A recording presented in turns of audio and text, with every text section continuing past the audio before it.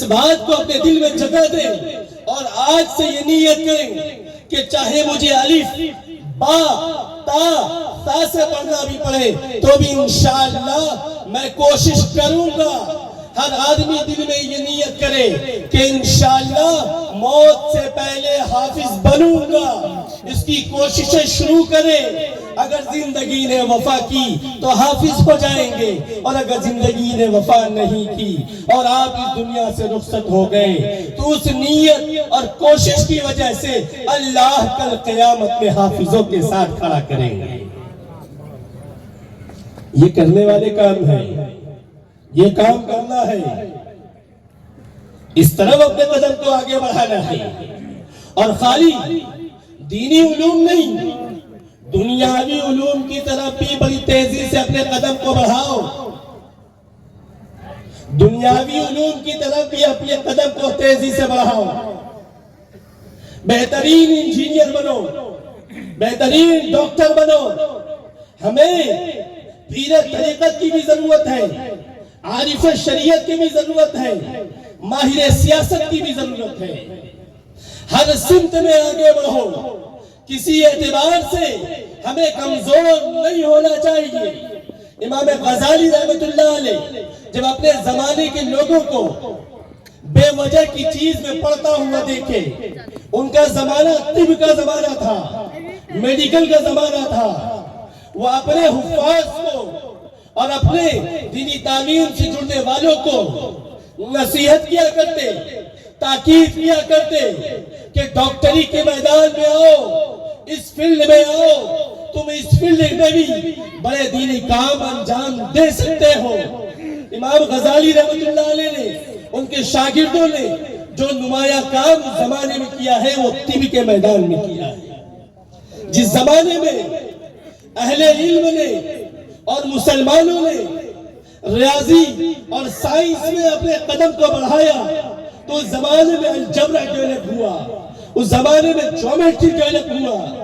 آپ سنیں گے تعجب ہوگا، یہ الجبرا جو آج تک بدل نہیں سکا یہ خود عربی زبان کا لفظ ہے اور مسلمانوں کی عنایت ہے کہ جس کی بنیاد پر بڑے بڑے سائنسداں تیار ہو رہے ہیں۔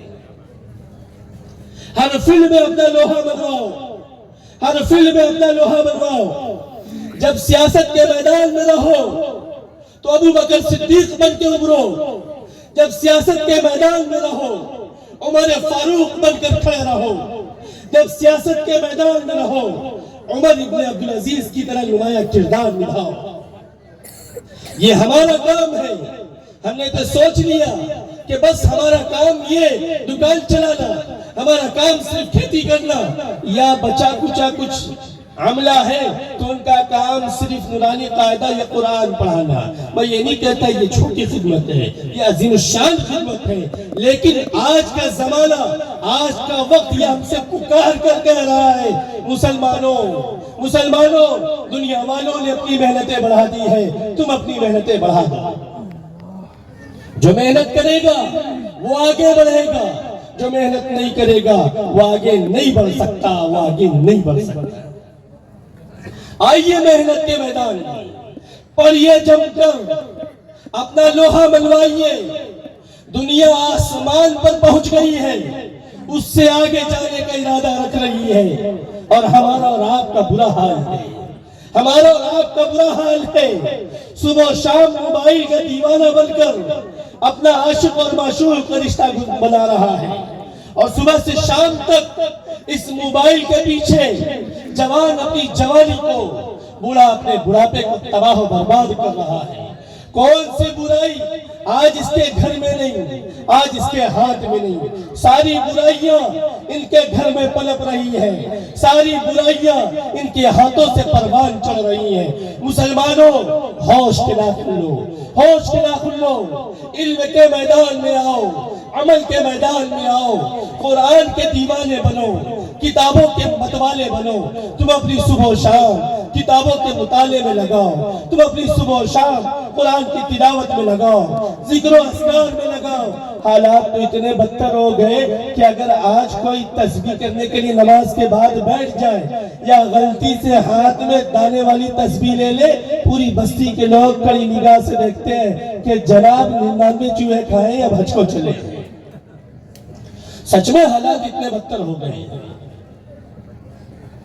گانا سنتا ہوا دیکھ رہا ہے، کوئی کان پہ جو نہیں ہے، کان پہ جو تک نہیں رہتا۔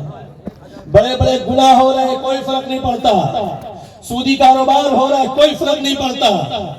زنا ہو رہا ہے، کوئی فرق نہیں پڑتا۔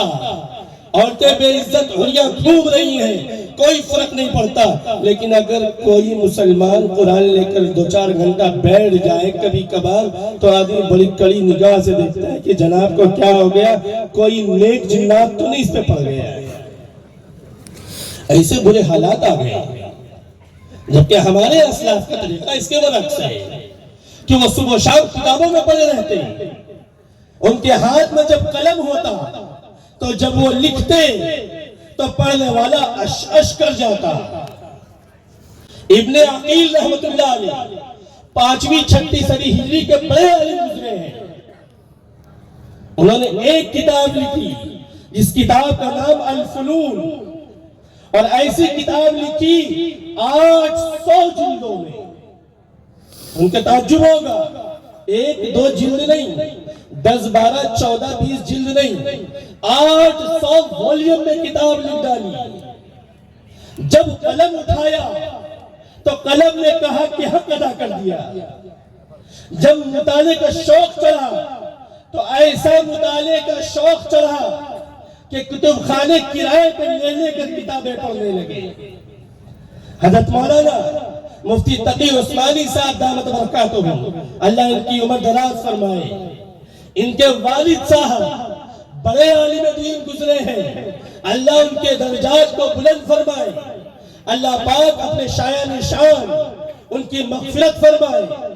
ان کے بارے میں لکھتے ہیں کہ میرے والد رحمت اللہ علیہ کو پڑھنے کا ایسا شوق تھا، مطالعے کا ایسا شوق تھا کہ دارالعلوم دیوبند میں جب پڑھا کرتے اور جب چھٹی ہو جاتی، ظہر کے وقت میں جب کھانے کا وقت ہوتا، لوگ کھانے کے لیے گھر چلے جاتے اور مکتبے کتب خانے کا جو نگراں ہوتا وہ بھی جب اپنے گھر جانے لگ جاتا تو والد صاحب ان کے کہتے کہ جناب من مجھے اس کتب خانے کے اندر بند کر کے جاؤ، جب تم لوٹ کر آؤ گے تب میں باہر نکلوں گا۔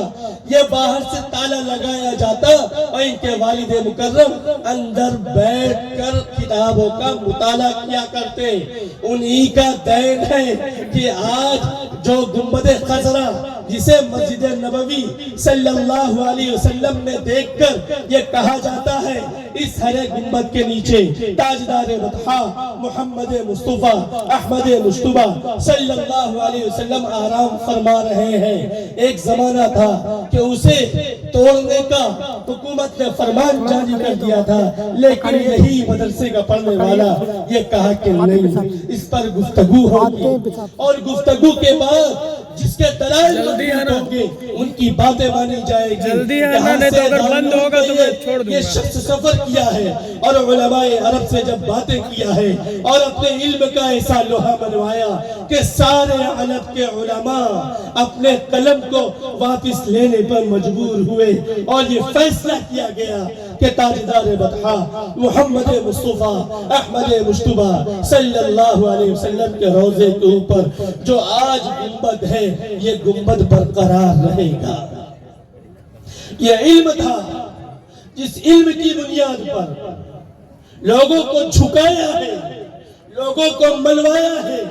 جب علم آتا ہے تو بصیرت آتی ہے، اور بصیرت آنکھوں کی روشنی کو نہیں کہتے، اصل بصیرت اللہ تعالیٰ کے علم کے ذریعے جو دلوں اور دماغوں میں کھلتا ہے اسے کہا جاتا ہے۔ اسی لیے قرآن میں اللہ نے کہا ہے کہ تم لوگوں کو بصیرت کے ذریعے دعوت دو۔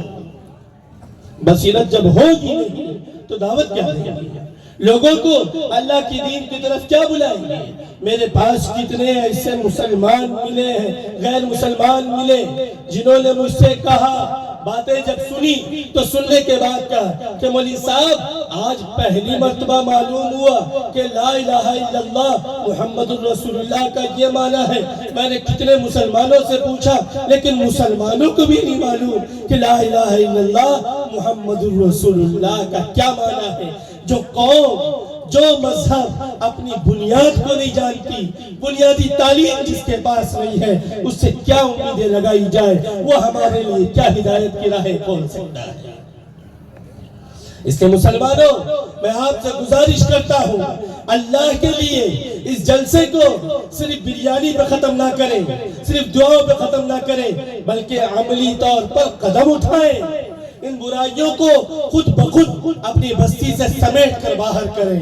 ہر اچھے کام میں ایک دوسرے کے معاون بنیں. مجھے بڑی خوشی ہے کہ سیکرٹری صاحب نے مجھے بتایا کہ اللہ کے شکر سے بستی کے لوگ دامے درمے سخنے سنجے ادارے کا تعاون کرتے ہیں، مدد کرتے ہیں. جلسے کے کرنے میں بستی کے ہر فرد نے بڑی محنت کے ساتھ ساتھ دیا ہے. مجھے سن کے بڑی خوشی ہوئی. اکثر جگہ یہ ہوتا ہے کہ جو ذمہ دار ہوتا ہے وہ شکایت کرتا ہے کہ بستی کے لوگ ساتھ نہیں دیتے، لیکن میں بڑی خوشی کے ساتھ، امانتداری کے ساتھ، دیانتداری کے ساتھ یہ بات عرض کر رہا ہوں کہ آپ کے سیکریٹری صاحب شوکت صاحب نے بڑے مجمع میں یہ کہا کہ بستی کے لوگ بہت اچھے ہیں اور سب مل جل کر میرا ساتھ دیتے ہیں. میں اس پر آپ کو مبارکبادی دیتا ہوں اور آپ سے مزید امید لگاتا ہوں کہ ہر خیر کے کام میں آپ انشاءاللہ آگے قدم بڑھائیں گے. اور ہمارے سیکریٹری صاحب سے ایک گزارش کرتا ہوں کہ ایک دو کام ضرور آپ کر لیں. ایک تو یہ کہ چہرے پر نبی کی سنت کو سجا لیں. اچھا نہیں لگتا کسی مسجد کا متولی، کسی مسجد کا صدر، کسی مدرسے کا ذمہ دار نبی کی سنت سے دور رہے. خدا کی قسم سب سے حسین چہرہ آقا محمد مصطفیٰ احمد مصطفیٰ صلی اللہ علیہ وسلم کا چہرہ تھا. خدا نے ان کے چہرے پہ داڑھی کو گایا تھا. اللہ کے لیے مسلمانوں ذمہ داروں اپنے چہرے پر نبی کا چہرہ بنا لو، اپنے چہرے پر نبی کی سنت سجا لو. یہ اچھا نہیں لگتا کہ آپ کا چہرہ ویسا ہو جیسے ہجڑوں کا چہرہ ہوتا.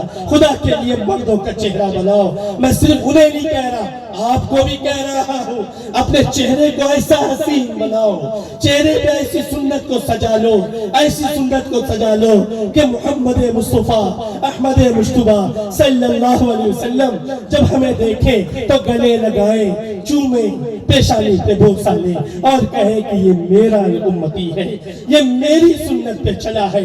دنیا والوں پر اس نے توجہ نہیں ڈالی، دنیا والوں کی اس نے لعنت و ملامت کو نہیں سنا. دنیا والے کیا کریں گے؟ زیادہ سے زیادہ وقت سے پہلے بوڑھا کہیں گے، اس سے زیادہ کچھ نہیں کہیں گے. اور کیا ہوگا؟ بوڑھا کہیں گے، کہنے دیجیے. میں بمبئی میں دکان پہ بیٹھا ہوا تھا. میں ایک زمانے میں کاروبار میں بہت زور و شور سے لگا تھا، بہت طاقت سے لگا تھا. میں تو گھومنے کے لیے یہاں آیا، کسی کی شادی میں شرکت کرنے کے لیے. اور مفتی عبداللہ ظہیر صاحب کے والد صاحب اللہ ان کی عمر دراز فرمائے، حضرت مولانا عبداللہ شکیل صاحب مدد اللہ العالی، انہوں نے ایک بات کہی، علاقے میں محنت کرو، چھوڑو بمبئی. بمبئی میں بہت لوگ ہیں. مفتی صاحب نے مجھے وہ اپنے نانا کا واقعہ سنایا کہ ہم فلانی جگہ تھے اور دارالعلوم کا وفد آیا. یہ سب باتیں ہوئی، ان کو دارالعلوم لے جانا چاہا لیکن حضرت کہہ گئے کہ مجھے علاقے میں محنت کرنے دیا جائے، اس لیے یہاں رکا تھا. اور اللہ کے فضل سے کام کر رہا اور آپ کا تعاون رہا، ہم سب مل جل کر چلتے رہے تو انشاءاللہ انقلاب ضرور آئے گا، بدلاؤ آئے گا. کیوں نہیں آئے گا؟ اور یہ صبح آئے گی، یہ رات کی تاریکی چھٹے گی. اس رات کو ڈوبنا ہے، سورج کو طلوع ہونا ہے، یہ بات طے ہے. جاء الحق وزهق الباطل ان الباطل كان زهوقا. یہ اللہ نے اعلان کر دیا ہے. مجھے یہ احساس ہے ہم سوئے ہیں، ہم جاگ جائیں گے تو بہت آگے جائیں گے. میں یہ بات عرض کر رہا تھا، میں دکان پر بیٹھا ہوا تھا، میرے سامنے میری عمر سے 2 گنا بڑا آدمی وہ آ کر مجھ کو کہا کہ چچا جان کتنے بج رہے ہیں؟ عمر ان کی بس ختم کر دے رہے ہیں کہ بات چچا جان کتنے بج رہے ہیں؟ ہم نے کہا کہ بھتیجا ابھی اتنے بج رہے ہیں۔ ناراض ہو گیا، ناراض ہو کے کہنے لگے آپ ہم کو بھتیجا کہہ رہے ہیں، جب آپ نے چچا بنایا ہے تو میں آپ کو کیا بنایا؟ رشتہ تو یہی کہتا ہے کہ چچا کو اگر مجھے چچا بنایا تو میرا بھتیجا ہے، اور رشتے میں کوئی عمر کا مسئلہ نہیں ہے۔ چھوٹا بچہ جو پیدا ہونے والا ہے وہ بھی کبھی کبھار دادا بن کے پیدا ہوتا ہے، عمر کا کوئی مسئلہ نہیں ہے۔ اس سے میرے بزرگوں اور دوستوں، میں آخر میں گزارش کر رہا ہوں کہ آپ لوگ اپنے چہرے پر داڑھی کو سجائیں، اور ایک اعلان، میرے پاس وقت کی زنجیر نے ایسا جکڑا میں اب مزید گفتگو نہیں کر سکتا، اس لیے ایک گزارش اور کر رہا ہوں جو میں ہر جگہ کرتا ہوں کہ خدا کے لیے آپ لوگ اپنی شادیوں میں سادگی پیدا کیجئے، فضول خرچی سے اپنے آپ کو بچائیے، اپنے بستی کے مال کو ضائع ہونے سے بچائیے، ان پیسوں کو مدرسے میں لگائیے، مسجدوں میں لگائیے۔ شادی بیاہ میں جو فضول خرچی ڈی جے کے نام پر، بارات کے نام پر اور یہ سارے نام پر جو ہو رہی ہے، اللہ کے لیے اسے ختم کیجئے، اسے ختم کیجئے۔ یہ عزم کیجئے کہ انشاءاللہ آپ کی بستی میں کوئی بھی شادی ڈی جے کے ساتھ نہیں ہوگی۔ اگر بستی میں کوئی شادی ڈی جے کے ساتھ ہو، آپ یہ نیت کریں کہ اس شادی میں ہم شرکت نہیں کریں گے۔ نکاح پڑھانے والا یہ نیت کرے میں اس کا نکاح نہیں پڑھاؤں گا۔ ہوتا کیا معلوم ہے؟ ایک مولوی صاحب کہے کہ ہم نہیں پڑھائیں گے، 12 کرسی 13 منشی، دوسرے تیار ہے، 3000 روپے تو مل رہا ہے۔ یہ علماء کو زیب نہیں دیتا کہ گاندھی جی اتنے سال سے مسکرا رہے ہیں اس نوٹ پر اور تم اس نوٹ کے لیے رو رہے ہو۔ یہ زیبہ نہیں دیتا، لات مارو ایسے نوٹوں پر جو خدا کی نافرمانی کے ساتھ ہماری جھولی میں آئے۔ میں اس لیے گزارش کرنا چاہتا ہوں، اجسار میں اللہ کے فضل سے کافی حد تک قابو پا لیا گیا ہے۔ اب آپ سے گزارش یہ ہے آپ بھی اپنے بستی پہ اس چیز پر قابو پائیں اور اپنے پیسوں کو ان جگہوں پہ لگائیں۔ مجھے یہ بھی خبر ملی کہ یہاں کے نوجوان اپنے مال کو دینی کام کے لیے وہ اپنے رقم کو لگانا چاہتے ہیں، اور جوانوں کی طرف سے یہ باتیں آ رہی ہیں، اور ابھی مولانا نے بھی اس چیز کی یاد دہانی کرا دی ہے کہ مسجد کو وہ اور مزید بہتر انداز میں وہ تعمیر کرنا چاہتے ہیں۔ میں نے سیکریٹری صاحب کو کہا کہ ایک مرتبہ مفتی صاحب سے رابطہ اچھے سے کر لے، مسجد کا معائنہ کروا دے کہ اس مسجد کو شہید کر کیا جا سکتا ہے یا نہیں کیا جا سکتا ہے، مسجد کی کنڈیشن کیا ہے، مصلیوں کی تعداد کیا ہے، وہ سارے۔ ایسا نہیں ہے کہ میرا دل کر رہا ہے تاج محل بنا دوں تو بنا دیا جائے۔ یاد رکھیے یہ علماء کی ذمہ داری ہے، عوام کے پیسے کو صحیح جگہ پہ لگائیں۔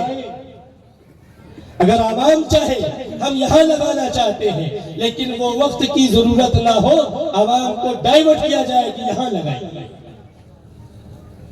تو مفتی صاحب سے وہ رابطہ کریں گے، مسجد کے متعلق وہ دیکھ لیں گے۔ لیکن مجھے یہ خبر سن کر بڑی خوشی ہوئی کہ جوانوں نے یہ عزم کیا ہے کہ انشاءاللہ مسجد کو جو ناکافی ہے یا بہترین انداز میں نہیں ہے یا ساری سہولتیں وہاں پر نہیں ہیں، میں اچھی طریقے سے واقف نہیں ہوں اس مسجد سے، لیکن جوانوں کی طرف سے یہ مطالبہ آیا ہے کہ ہم سب اپنے مال کو انشاءاللہ مسجد میں لگائیں گے۔